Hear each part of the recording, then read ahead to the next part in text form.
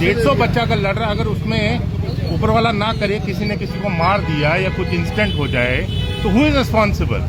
वो तो लकीली जो SHO साहब थे उनने स्विफ्ट एक्शन लिया यहाँ पर एंड यहाँ पर आके उनको कंट्रोल किया मॉब को और अंदर फिर बंद करवाया। तब भी राइडर्स नहीं हटे, तब भी राइडर्स को उनने बाहर आके बोला कि आप बाहर से निकल जाइए।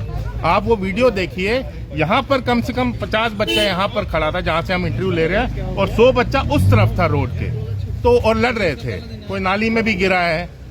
तो ये मतलब अगर कोई अनटूवर्ड इंसिडेंट हो गया, who is responsible for this?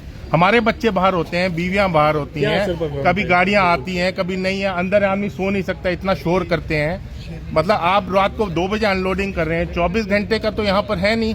24 घंटे आप में से आप 20 घंटे काम कर रहे हैं, 4 घंटे अनलोडिंग लोडिंग कर रहे हैं and there is no control.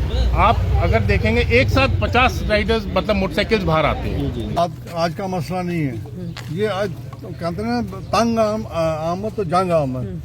आज 6 महीने से ये काम चल रहा है और यहाँ पर काफ़ी इंसिडेंट हुए हैं, मोटरसाइकिल गिरे हैं और बच्चों को भी लगी है और सारे अनरिपोर्टेड रहे हैं। अब क्या है कि रात को ट्रक उतरते हैं, माल इनका रात को आता है। अभी भी आप देखो पीछे 2 ट्रक लगे हैं। माल जब उतरता है तो लेबर को तो कोई परवाह कोई नहीं है, वो एक से एक डब्बा ऊपर से नीचे फेंकते हैं और रात को 2 बजे से लेके सुबह तक अनलोडिंग चलती रहती है और सारे महल्लेदार इसमें रात को बैठे हैं, क्या बच्चे हैं क्या बुजुर्ग हैं, तो सबकी रात की नींदें हराम हुई है।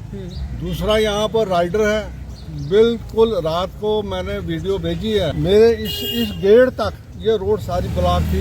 इनका कोई आपस में झगड़ा हुआ, पता नहीं कमीशन में झगड़ा हुआ क्या हुआ, तो फिर मैंने SHO साहब को कहा I appreciate the action taken by the SHO। उन्होंने आए, उन्होंने फौरी तौर पे ये इनकी बिल्डिंग जो है बंद करवाई। आज सुबह फिर खुल गई है जी।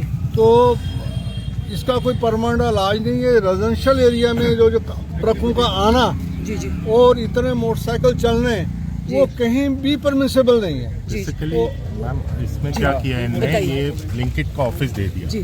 ब्लिंकिट कमर्शियल है तो इनका कोल्ड स्टोरेज भी पीछे है, तो लोडिंग अनलोडिंग भी यहीं पर होती है और जो राइडर्स है ना वो कंटिन्यूअस है और रात को 2 बजे तक राइडर्स यहाँ रहते हैं। तो ये बच्चे भी हमारे बाहर होते हैं। अब तो बच्चों ने साइकिलिंग भी छोड़ दी है, मतलब इतनी बुरी हालत है। और कल कम से कम यहाँ पर 150 बच्चा था जो लड़ रहा था।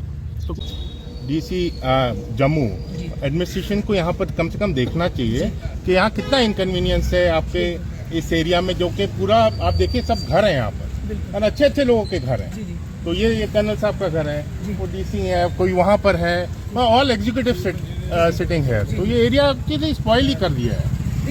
कल कम से कम 150 बच्चा लड़ रहा था।